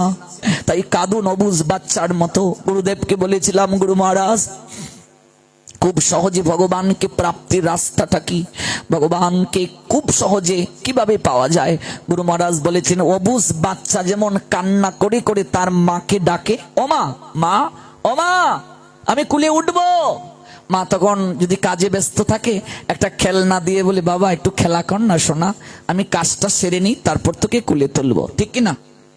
বাচ্চাটা যদি খেলনা পেয়ে ডাক ভুলে যায়, কান্না না করে, মা কি আর কুলে তুলে নেয়? মা তখন কাজে ব্যস্ত হয়ে যায়, বাচ্চাটা খেলছে গো, আমি কাজ করে নেই। কিন্তু বাচ্চা যদি খেলনা ঢিল মেরে ফেলে কাঁদতে থাকে আর বলে, ও মা আমি খেলবো না, আমি কুলে উঠবো, মা তখন কি করে? হাতের কাজ ফেলে দৌড়ে আসে, আয় আয় আয় বাবা, আয় আয় সোনা, কান্না বন্ধ কর, আয় আয় আয় আমার কোলে আয়, আমি পরে কাজ করবো, আয় আমার কোলে আয়। আমাকে গুরু মহারাজ বলেছিলেন, যেদিন তুমি অবুঝ বাচ্চার মতো কৃষ্ণ কৃষ্ণ কৃষ্ণ বলে ডাকবে আর কাঁদবে, কৃষ্ণ গৌর প্রেমানন্দে, তুমি যেদিন অবুঝ বাচ্চার মতো ডাকতে পারবে, নয়ন নীরে ভেসে ভেসে কাঁদতে কাঁদতে তুমি তাকে ডাকতে পারবে, স্মরণ মনন করতে পারবে, দেখবে তার আসনটা নড়ে যাবে। তিনি পতিত পাবন দীনদয়াল, তিনি সব সহ্য করতে পারেন, ভক্তের নয়নের জল কখনো সহ্য করতে পারেন না। এই জন্য তো নয়নের জলে ভক্তি প্রেমাঞ্জলি দিয়ে অদ্বৈত আচার্য, এই যে পঞ্চতত্ত্বের অন্যতম অদ্বৈত আচার্য গোলক বিহারী গোবিন্দকে ভুলুকে গৌরাঙ্গ রূপে নামিয়ে এনেছিলেন কেবল নয়নের জল আর তুলসী জলে।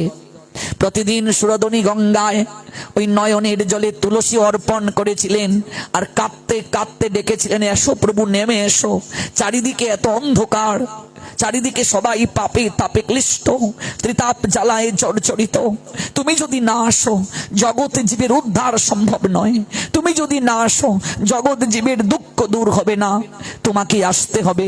গোলক বিহারী মদন গোপাল অদ্বৈত আচার্যের ডাকে আজ তিনি ভুলুকে নামলেন। ভুলুকে নেমে আজ তিনি মাটির পৃথিবীতে অর্থাৎ ভুলুকে মাটি মানুষের সঙ্গে একাত্মতা পোষণ করলেন, নিজে কাঁদলেন, জগৎকে কাঁদালেন, নিজে নয়ন জলে ভাসলেন, জগৎকে ভাসালেন, নিজে আলিঙ্গন করলেন, জগৎকে আলিঙ্গন করালেন, নিজে গড়াগড়ি দিলেন, জগৎকে গড়াগড়ি দেওয়ালেন। ব্রজের ভজন পুলিন ভুজন, কান্দে চড়াচড়ি, নদিয়ার ভজন, নাম সংকীর্তন, ধুলায় গড়াগড়ি। জগৎকে ওই নাম সংকীর্তন যজ্ঞের কথা বললেন, যে নাম সংকীর্তন যজ্ঞের আয়োজন করেছেন আপনারা। প্রভু কহে কহিলাম এই মহামন্ত্র, ইহা সবে জপ গিয়া করিয়া নির্বন্ধ, ইহা হইতেই সর্বসিদ্ধি হইবে সবার, সর্বক্ষণ বল ইথে বিধি নাহি আর। কিবা দিবা কিবা নিশি কিবা জাগরণে, অহর নিশি চিন্ত কৃষ্ণ বলহ বদনে। যাও ওই নাম করো, ওই নামের দ্বারা সব হবে। জপিতে জপিতে হবে প্রেমাঙ্কুর, জপমালা তাই সবাইকে নিতে হবে। 4 জন যদি পরিবারের সদস্য হয় 4টা জপমালা থাকতে হবে মা। 1 মালা করেই করো, 108 বার হরি নাম করো, দেখবে 1 মালা ধীরে ধীরে তোমাকে 2 মালায় নেবে, 2 মালা একদিন 4 মালায় নেবে, একদিন না একদিন তুমি 16 মালায় পৌঁছাতে পারবে। ওই হরি নাম ছাড়া জীবের আর কোনো গতি নাই। কলো নাস্তেব নাস্তেব নাস্তেব গতির অন্যতা, কলিযুগে হরি নাম ছাড়া আর কোনো গতি নাই, আর কোনো গতি নাই, আর কোনো গতি নাই। প্রতিদিন স্নান করে তুলসীকে একটু জল দেব, প্রণাম দেব, পরিক্রমা করব 4 বার। জেনে না জেনে আমরা যত পাপ করছি, এমনকি ব্রহ্ম হত্যার মতো যদি কোনো পাপ করে তাকে তানি তানি প্রণশ্যন্তি প্রদক্ষিণ পদে পদে, ওই তুলসীকে পরিক্রমা করার কারণে তা বিনাশ হবে, কায়িক দ্বারা পাপ নষ্ট হবে। কৃষ্ণকে তুলসী জল দেয় যেই জন, তার ঋণ সুদিতে কৃষ্ণ করেন চিন্তন, চৈতন্য চরিতামৃতে আছে। জল তুলসীর সম কিছু ঘরে নাহি ধন, তব আত্মা বেচে করে ঋণের সুধন। তারপর যারা দীক্ষিত ব্যক্তি গুরু প্রদত্ত মন্ত্রটা ধ্যান করবে, আহ্নিক করবে 3 বেলা, ত্রিসন্ধ্যা যাকে বলে, এটা মিস করবে না। মন্ত্রের এত শক্তি মনে রাখবে, ওই মন্ত্র শক্তি এতটা প্রগাঢ়, কেউ যদি মন্ত্র প্রাপ্তির পর ওই মন্ত্রের সঠিক ব্যবহার না করে মন্ত্রকে অবহেলা করে, তার জীবনটা দুঃখে ভরে যায়।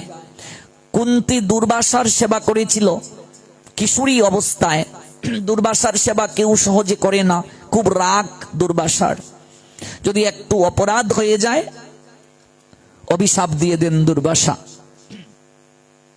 কুন্তী তিনি তখন কুমারী, এতটা সেবা করলেন, দুর্বাসা ঋষি সন্তুষ্ট হয়ে গেলেন। কিরে মা, কি বর চাস তুই আমার কাছে, তুই যে আমার এত সেবা করলে? বলছেন কিছু প্রাপ্তির জন্য ঋষি বর, আমি তো আপনার সেবা করিনি। আমার পিতা কুন্তিভূষ, তার আলোয় আপনি অতিথি হয়েছেন। সংসারী মানুষের সাধু সেবা করা দায়িত্ব। সাধু যে গৃহে থাকে, রাত যাপন করে, সেই গৃহ পবিত্র হয়ে যায়, প্রহরে প্রহরে পাপ নষ্ট হয়ে যায়। মনে রাখবে, বহু জন্মের ভাগ্য থাকলে গৃহে বৈষ্ণব আসিয়া মিলে মারে, অর্থবিত্ত বৈভব থাকলে সাধু সব সময় আপনার গৃহে আসবে না মা।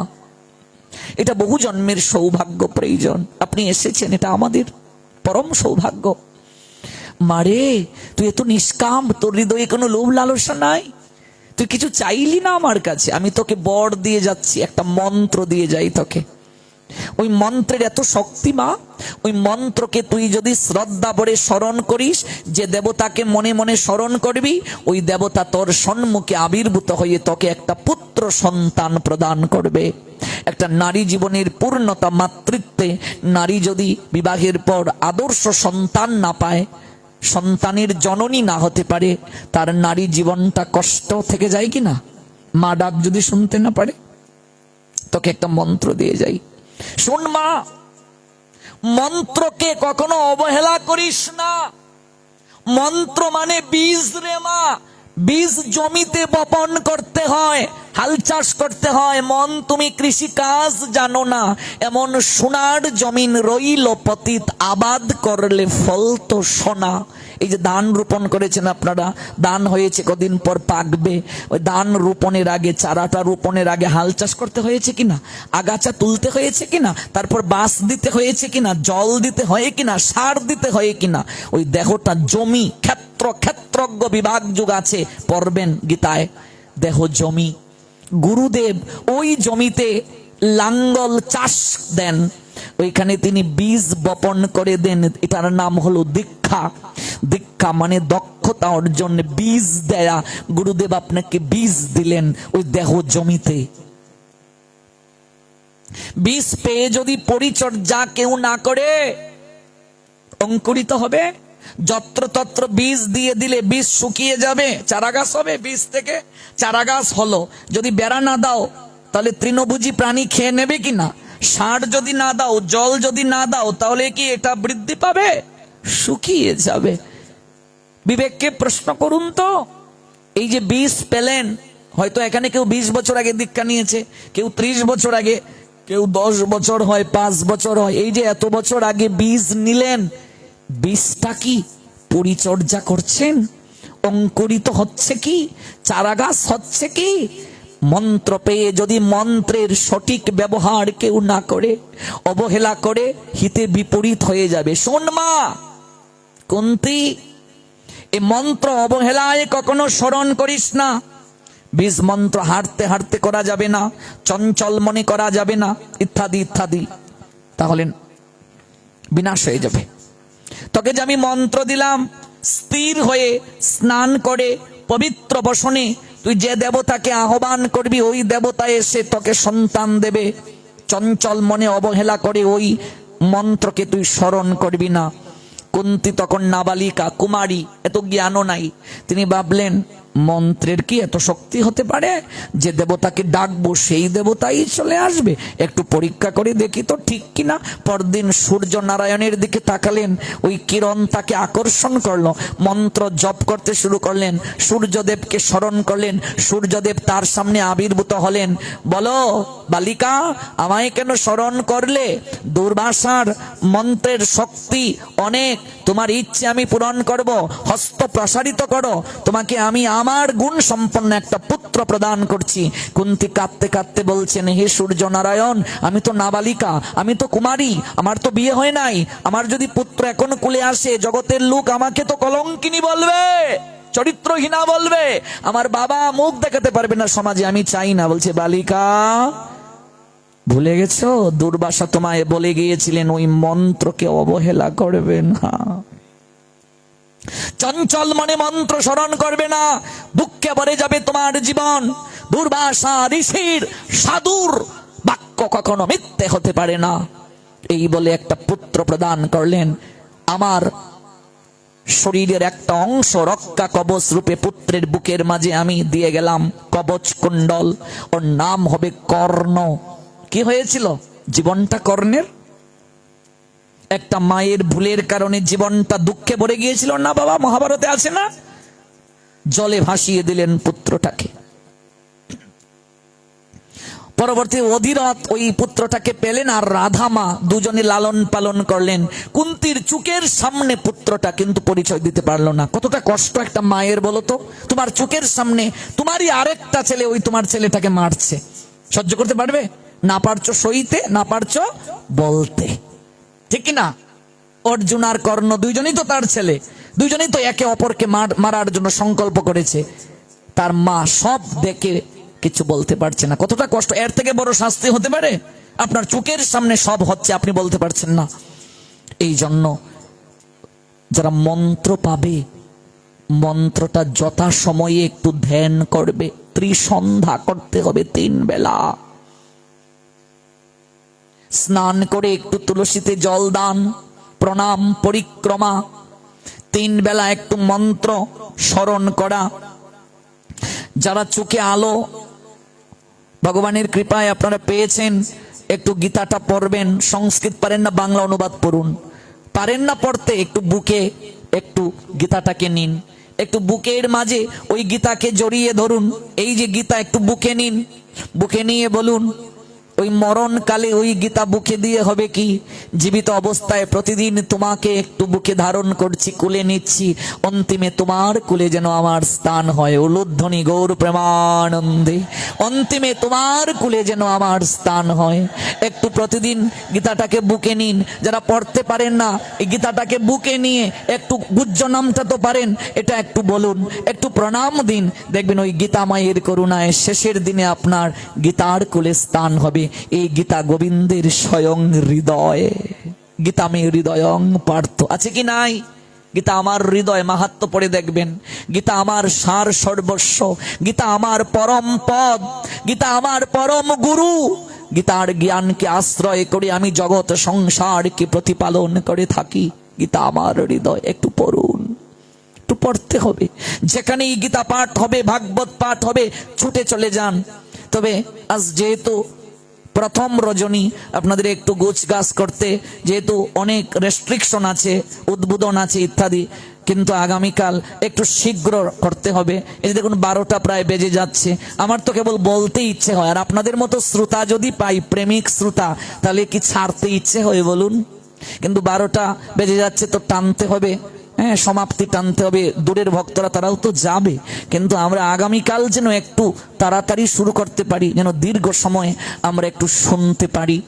একটু একটু কুলে নিন গীতা জননীর, একটু গীতা জননীর কুলে যেন স্থান হয়, একটু আঁকড়ে ধরুন। গীতা জ্ঞানং সমাশ্রিত ত্রিলোকিং পালয়াম্যহম। গীতার জ্ঞানকে আশ্রয় করে যেন ত্রিজগৎ সংসারকে আমরা প্রতিপালন করতে পারি। ভগবান বলছেন, আমি গীতার জ্ঞানকে আশ্রয় করে জগৎ সংসারটাকে আমি প্রতিপালন করতে পারি বা করি।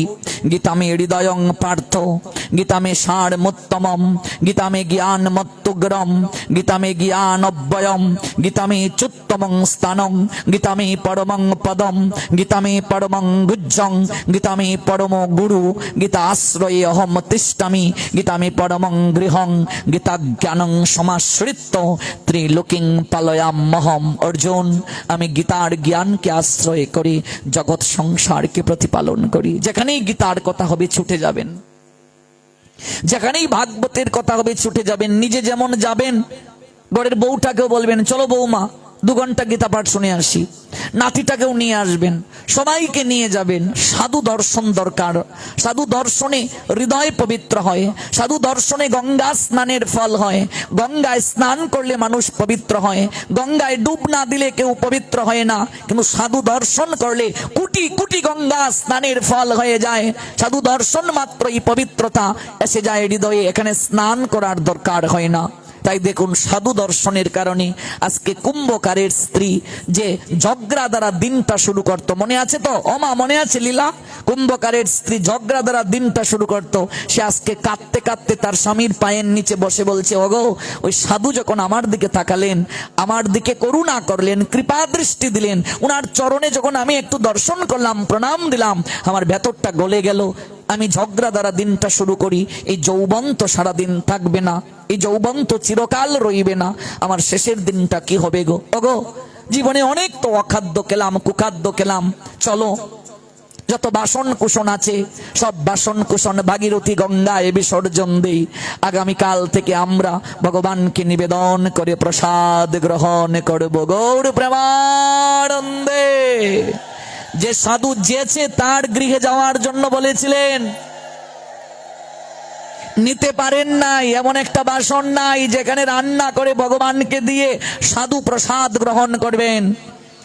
অথচ আজ সেই সাধু দর্শনে তার পবিত্রতা এসে গেল হৃদয়ে মাঝে, সাধু দর্শনে হৃদয়টা দ্রবীভূত হয়ে গেল। আর এইদিকে সাধুকে দেখিয়ে দিলেন ওই নবদ্বীপের সুখসাগরে একটা গৃহ আছে, যে গৃহে মঙ্গল আরতির মাধ্যমে দিনটা শুরু হয়। আমরা আগামীকাল ওই জায়গা থেকে আবার শ্রবণ করব লীলা, যেখানে আজ শেষ করছি। আপনারা সবাই